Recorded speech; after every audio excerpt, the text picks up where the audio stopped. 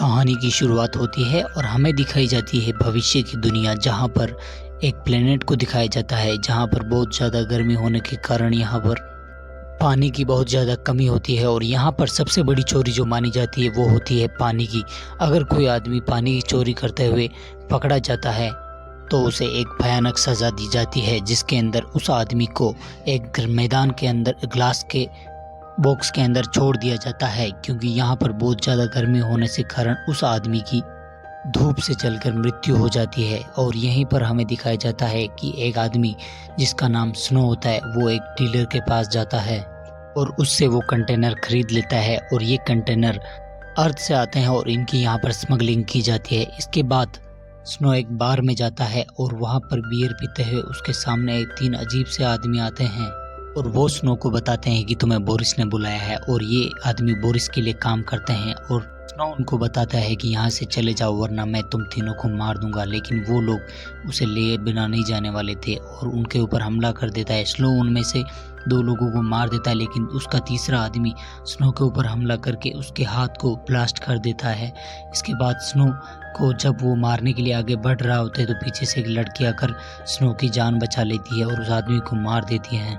इस लड़की का नाम हेरल्ड होता है और स्नो उस लड़की को थैंक यू बोलकर वहाँ से चला जाता है। जब रात को स्नो एक जगह पर बैठकर खाना खा रहा होता है तभी वहाँ पर हेरल्ड आती है। स्नो उसे देखकर ज़्यादा खुश नहीं होता है, क्योंकि हर कोई उसके पास किसी न किसी फ़ायदे के लिए आता है। तभी हेरल्ड उसे बोलती है कि मैं तुम्हें कुछ नहीं चाहती, लेकिन मैं तुम्हारे साथ सफ़र करना चाहती हूँ। इसके बाद स्नो उसकी बात मान लेता है, क्योंकि हेरल्ड ने उसकी जान बचाई हुई थे वो आज उसकी वजह से ज़िंदा होता है। तभी हमें दिखाया जाता है कि सूर्योदय हो जाता है और ये दोनों टेंट के अंदर चले जाते हैं, क्योंकि इस समय की धूप बहुत ही खतरनाक होती है। कोई भी बाहर सफ़र नहीं कर पाता, और क्योंकि अगर कोई सफ़र करेगा तो सूर्य की गर्मी और प्यास के वजह से मारा जाएगा। और इसके बाद हमें दिखाया जाता है कि वहाँ के जो पक्षी होते हैं इनके पंख इतने कठोर हो गए होते हैं कि पंखों की वजह से इनको सूरज की गर्मी से भी कोई फ़र्क नहीं पड़ता। इसके बाद हमें स्नो को दिखाया जाता है जो कि ब्लास्ट हो गए हाथ को देख रहा होता है, क्योंकि उसका हाथ फिर से रीजनरेट हो रहा होता है। और स्नो के अंदर ये खास पावर होती है कि उसका हाथ कोई भी कट जाए तो वापस आ जाता है और वो कई सालों से ज़िंदा है और एक तरह से वो अमर है। यहाँ की गवर्नमेंट और सभी लोग उसको ढूंढ रहे होते हैं, क्योंकि उसकी वजह से सभी लोगों को अमर बनाया जा सकता है, लेकिन स्नो ऐसा नहीं चाहता। इसके बाद हमें दिखाया जाता है कि यहाँ पर रात हो गई होती है और ये दोनों अपना सफ़र तभी हेरल्ड स्नो को बताती है कि तुम्हारे अंदर कुछ खास हार्मोन्स होते हैं जो कि लड़कियों के अंदर होते हैं जब वो प्रेग्नेंट होती है, और वो हार्मोन तब रिलीज़ करती है जिस वजह से तुम्हारे जो भी अंग होते हैं वो वापस से रीजनरेट हो जाते हैं। और वो बताती है कि मैं ECI में काम करती हूँ, इन अर्थ सेंट्रल इंटेलिजेंस, और मैं तुम्हें अपने साथ ले जाना चाहती हूँ और तुम्हारे ऊपर रिसर्च करना चाहती हूँ, लेकिन मैं तुम्हें वादा करती हूँ कि तुम्हारे ऊपर कोई भी दबाव नहीं होगा और ना ही तुम्हें टॉर्चर किया जाएगा। और हमारी जो इंटेलिजेंस है वो जीवों की भलाई के लिए काम करती है, और इस ऑर्गेनाइजेशन को इंसान नहीं चलाते बल्कि इसे AI चलाती है, आर्टिफिशियल इंटेलिजेंसी। लेकिन स्नो उसकी बात का कोई जवाब नहीं देता और लगातार 2 दिनों तक बीहड़ में चलने के बाद ये लोग उन चट्टानों के बीच में पहुंच जाते हैं जहां पर चारों तरफ लाल चट्टानें होती हैं।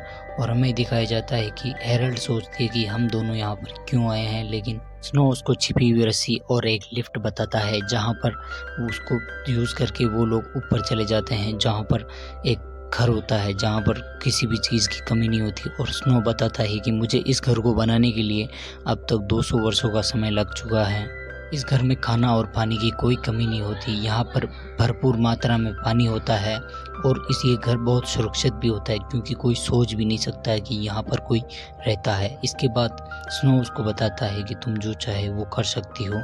इसके बाद हेरल्ड नहाने चली जाती है और स्नो को दिखाया जाता है जो उसी बॉक्स को खोलता है जो उस मार्केट से लाया हुआ होता है, और वहाँ हमें दिखाया जाता है कि उस बॉक्स के अंदर स्ट्रॉबेरीज होती हैं जो उसे बहुत पसंद होती है और वो उनको खा रहा होता है। तभी हमें दिखाया जाता है हेरल्ड भी नहा के आज गई होती है और उसने बहुत ही खूबसूरत कपड़े पहने हुए होते हैं।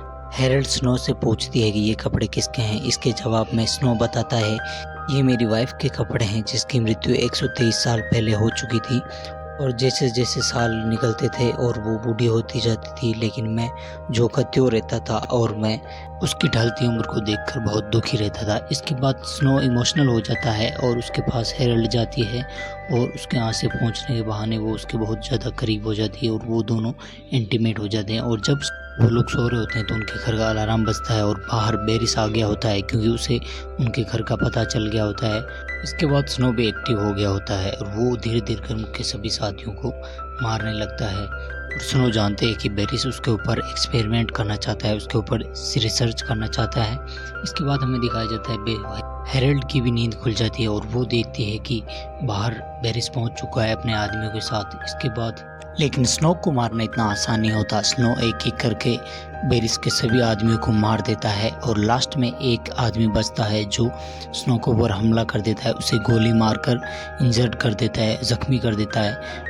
पीछे से हेरल्ड आकर उस बचे हुए आदमी को भी मार देती है और वो जान बचाकर आगे बढ़ रही होती है कि पीछे से बेरिस आ जाता है और शॉटगन से हेरल्ड के ऊपर हमला कर देता है, उसे गोली मारकर ब्लास्ट कर देता है। लेकिन बाद में जब वो स्नो की तरफ आगे बढ़कर स्नो से पूछता है कि इस प्लेनेट पे क्यों रहते हो जिसे भगवान ने भी छोड़ दिया, इस बात का स्नो कोई जवाब नहीं देता है। और पीछे से एक मेटल का हाथ आता है जो बेरिस के सीने को पार कर लेता है और ये मेटल का हाथ किसी और का नहीं बल्कि हेरल्ड का होता है।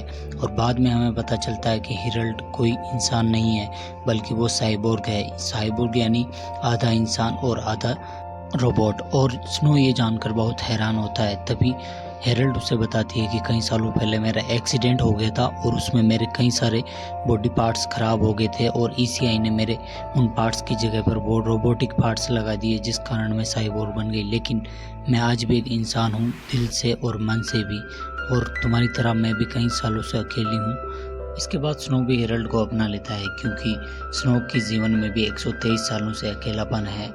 और इसके बाद हमें दिखाया जाता है कि ये दोनों एक दूसरे से प्यार करने लगते हैं और हमें दिखाया जाता है कि यहाँ पर ये एपिसोड ख़त्म हो जाता है।